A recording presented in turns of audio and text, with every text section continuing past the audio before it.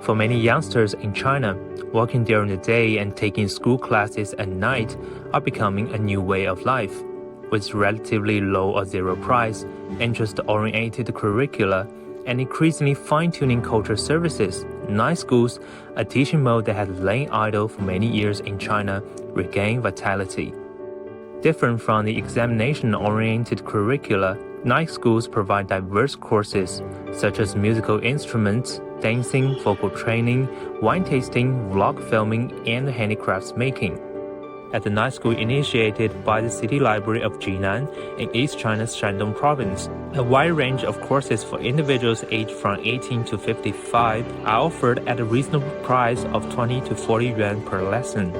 整个体验的过程也是很有趣的。当这个作品完成之后，自己也会有很强的成就感。这是一种很好的休闲方式，也是一种很好的休息方式。当时是在小红书上看到一个博主发的这个机会，然后感觉这个机会很好，当时就掐着时间像双11抢购一样去抢的这个名额。In the coastal city of Qingdao, a cafe during the day has been turned into a night school, offering courses including wine tasting and mixology, coffee making, and even video editing. 我学的课程是调酒，希望能够通过调酒课学到一个新鲜的一些知识，也是希望通过来夜校，然后能够认识更多的一个新朋友，能够丰富自己的生活。我的这些学员们，他们来自各行各业，还有一些就是，一个是他们想创收作为一个副业，一个拓展，还有一个他们对这个比较感兴趣，也有一些小伙伴是觉得这个作为一个他们想转行，就会过来学习我这个课程。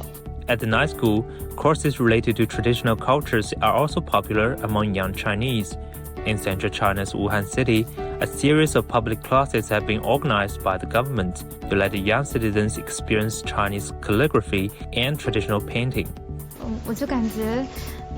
就是书法它好像不是就是弹指一挥间的事情，它是累积了几千年，然后传承到我们手上，然后那个下笔的一瞬间好像就是有几千年的智慧凝聚在笔尖的感觉一样，然后我觉得这个智慧我们一定要传承下去。是希望能够让更多的年轻人在这种都市生活当中能够寻求到自己内心的一种宁静，在书写画当中能够感受到这种生活的美。